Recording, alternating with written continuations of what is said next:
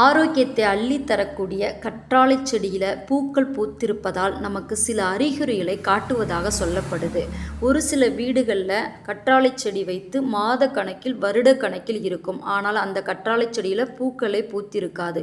ஒரு சில வீடுகளில் 6 மாதம் அல்லது ஒரு வருடத்திற்குள்ளாகவே பூக்கள் பூக்க ஆரம்பிச்சிடும். அப்படி பூக்கள் பூத்திருந்தது அப்படின்னா அந்த வீட்டுக்கு சில அறிகுறிகளை காட்டுவதாக சொல்லப்படுது.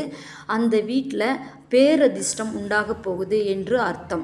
அதே போல் அந்த வீட்டில் இருந்து பிரிந்து சென்ற உறவினர்களாக இருக்கலாம், சகோதரர்கள் சகோதரிகள் பிரிந்து சென்றவர்கள் விரைவில் அவங்க கூட சேர போகிறாங்க அப்படின்றதாக அர்த்தமாக சொல்லப்படுது.